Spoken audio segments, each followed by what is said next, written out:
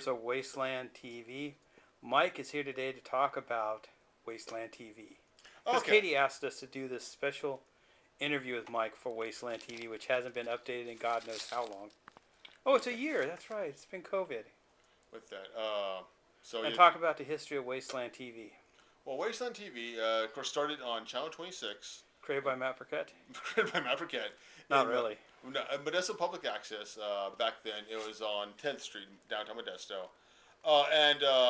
We used to turn in. That's good dialogue. Put in tapes. It was on tapes, not CDs. What's a tape? Exactly. What's a CD? I know that too. Actually, everything's digital. You're a dinosaur, dude. I know. I'm talking about tapes. I used to use these super VHS tapes and then would edit them on. What is it? It has two spools on it, and it has this tape that runs between it. True, and you use these big machines as you put it in there. Made a lot of noise when you rewind and go forward. True, that's very true. And then each your tape. Sometimes it would, for the tape's old enough. You need to be old enough. It just sometimes the tape was crappy. Yeah, you're right. So back in 2005 is that when they started on that. Wow, you're old. But I think of what she was actually. Who was the original cast? Oh, it was. Well, actually, I think the question is okay. Who? It'd be me. Who participated? Anthony, Matt. Actually, technically, UB as well. Agis 261 because that was the first year. Oh no, well 2005 was the first year. Yeah, UB first. Yeah, so you'll be the original cast member. The mysterious Sean McKenna and Mike Barba. But yeah, it would be bad mostly. And then you just put William Shatner as special guest star that never appeared. Oh yeah, it's a joke. So was you. But really, the main two guys was Agis 261 and after episode 4, pretty much. Episode 4, yeah. So Monster Mike, who died. Oh, Hamilton Triple X, who died. Because Monster Mike was reborn. Was born, actually not reborn. But that's 2005. And then 2006 is actually when we started on. It was August. Was it July or August? Summer 2006. Was it the first episode, which was actually taken from clips taken from episode 26 for the Modesto Public Access one on YouTube. So that's I think what the question is about YouTube. So 2006 was the first episode from Wasteland TV on online, and so that's 2006. And since then we've been up there. So that'd be almost 15 years now. So on YouTube and 16 years total. What is the most popular classic clip we have? Oh shoot! God dang, so many of them. Can't remember. The Macho Man one still. Oh, Macho Man! I know the Star Wars in the Hood was popular for a little while. No, that one started climbing back up again. Yeah, and then the Macho Man one, of course. And Matt putting figures in his belly. That's true. Yeah, that one was a favorite of a lot of people. That was, yes. That's very true. Matt Dog putting action figures in his body. That's when Matt was moderately entertaining. True. And then Valentine's. How to make a Valentine's Day gag card was... yes, that was popular as well. Part 1 was more popular than Part 2. Yeah. But it was funny, your reaction. Yeah, I do remember that.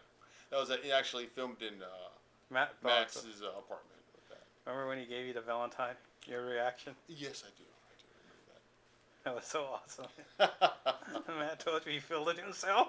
Yes. And that was hilarious. You're so grossed out. And then of course we have multiple sites at the sounding board: Wasteland TV 2, Wasteland Modesto, and so the first one was Wasteland Modesto. That was in 2006, and then Wasteland. That was TV. the public access TV stuff for the most part, and original stuff. With that. And then Wasteland TV 2 appeared, which became... At the table. It started out as Warhammer stuff from Careers. And also a lot of it was from the taqueria at Riverbank as well. Hey, did we ever film the salt in the soda gag?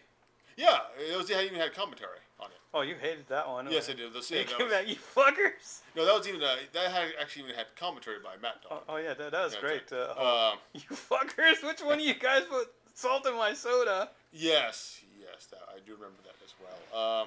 That was in great. Riverbank off of 108.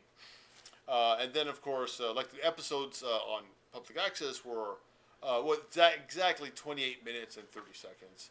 The ones, of course, on YouTube could be as long as you want.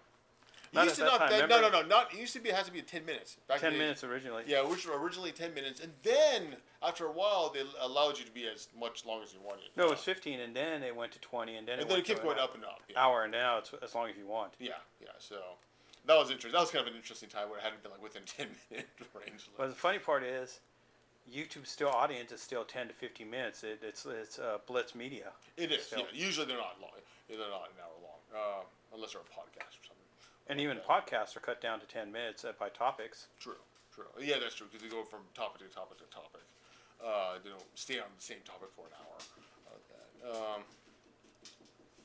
That's Penny. That is Penny, yes. It is. That's very... And then we had many cast members. She's scratching that loud. She is. Well, she's Paul's hitting the kitchen floor. Okay. That's why she's being quite loud. That's a Wasteland TV moment. That's true. We had many cast members: Ninja Ramon, Josh, multiple Joshes, CJ. Especially when he was eating that gross. Remember the food we would feed him? Little sharks in there or something like that. Oh yeah. Or hot mustard. Czar Blandon. And also remember a few times we had Krispy Kremes and we would put like stuffed crap on it. And then wasabi donuts. You had to eat a wasabi donut to get a real donut. Get a real donut from Krispy Kremes when that was around in Burbank. As well as, of course, one thing me and Brandon eating weird stuff. And Robbie. And Robbie as well. And then, of course, Robbie and I dancing, and then Tony as well. Another Naked. King Jeff. Of course. Jeremy, even a few times. Remember the time when he kissed him. Robbie kissed Jeremy on the cheek. And then there was Paul. Yes, Paul as well. May his soul rest in peace. And we did there even was a tribute episode to Paul as well. Then there was Autumn. Yes, Autumn for a little while. People always pointed out her boobs, not the rest of her. That's true. And as well as Richard, of course, 49 cents. 49 cents. Kenny, the Pokemon Master. BD Casey. Anthony. Big Dumb Anthony. And he actually Big Dumb Anthony was actually in the first clip, by the way, of Wasteland TV, was BD Anthony being shot by a Nerf gun by, of course, the guy who's holding the camera right now. That was the very first clip in 2006 of Wasteland TV, or Wasteland Modesto. Tony, Bonnie even. When we could catch her. When we could catch her, yeah, usually in the background, of course. Cat. By the way, happy birthday. Today's your birthday. Yes. Of course, not that it was... She's 33 years old. Oh, okay. She's over the hill, technically, to millennial age. True, but it's past the Logan's Run. Why do they always run? She needs, yes, renew. Beep, beep, beep. No, it's in the palm of the hand. Oh, that's right. Beep, beep, beep. Why do they always run? Logan's Run was great. That movie. It was a good movie. The book wasn't bad. But the movie has more staying value for me than the book. Oh, did it? Okay. I've not read the book yet. I've not read the book. I will never read the book of Starship Troopers, though. Because the movie has such a lasting value. So you can actually read the book. You don't compare them. I was watching James Cameron's History of Sci-Fi. He actually talks about, when they're talking about aliens, they talk about Starship Troopers. Oh, do they? Okay. And it's talked about fondly. Okay, yeah. Not as a bane of society and cinema. No. That usually most people do. You know, actually watching it, I heard bad things about it. And the funny part is, they talk about they just wanted to make a movie about Nazism. Yeah, I saw it, and it's kind of funny. When you're watching the movie, I heard bad things about it. When watching the movie, and I was watching it, and I thought to myself, oh, I get what they're doing. This is a parody of patriotism. I get it. That's actually really clever. Actually, it was a parody of Nazism. I know. But it's not patriotism. That's what I meant. And propaganda. Propaganda. I made against propaganda, and it was actually really interesting and also kind of scary if you think about this. If you watch it and you didn't know any better, if you didn't know what year it came out, you would think it was a parody of September 11th, but it actually came out before, and that's the scary thing about that. But it's exactly about. So that's pretty good. And the funny part is, when you look at it and you run and like they're talking about in the special that they wanted to make a movie about Nazism, but it's so pro patriotism. Yeah,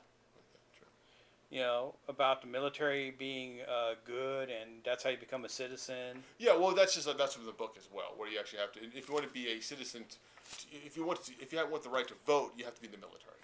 That's a very big issue in the novel. Yeah, if you want to know more, read the novel.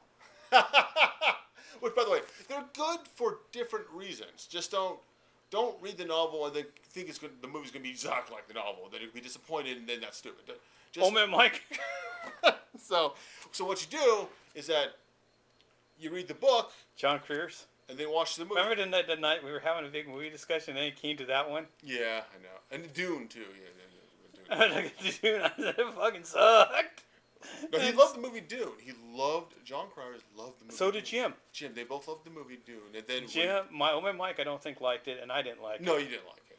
And I was very loud about it. Yeah. True. Oh, he sucks. It's boring. And then his one says, "You like Starship Troopers? Starship Troopers is awesome."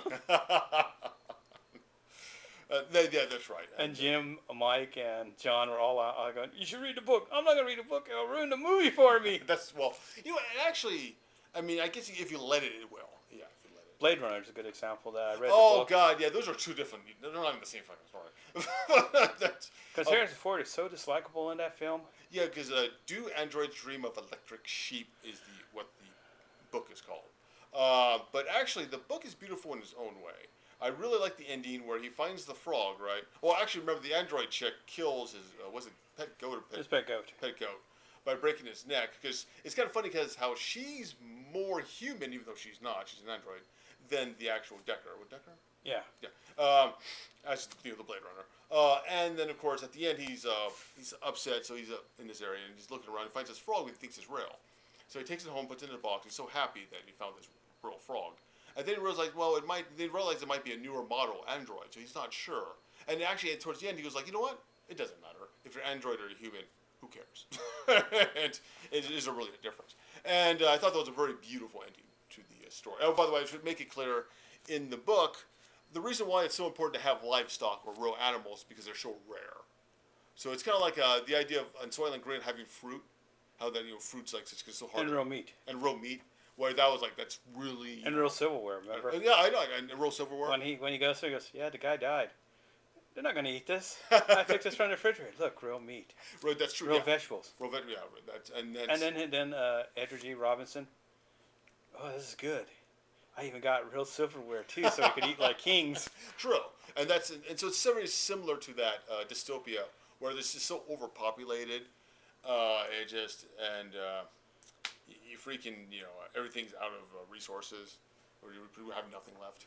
So, and that was a popular theme back in the 60s and 70s and even 80s. Now it's not a theme anymore. No, it's not. Well, because now just listen to Greta Thunberg and AOC. Now it's a reality. That's why it's a freaking. Is it a reality, or is the fact is that no one wants to stop to take care of everything? Well, no one wants to stop to take care of everything. And they want to put tons of money into something that's just simple. Taking care of everything, start cleaning up, recycling. Yeah. Finding out ways to reuse the existing. True. Yeah. Instead of just having a disposable culture. A disposable culture. Yeah. True. That. But yeah. So we'll stop here and continue next time. Well, for part 2, because I do have to go and I have to dump the trash, and then I also have to go to the store and get some. Dumping the trash means he's going to come back. Yes. So we'll stop here. Until next time. Until next time.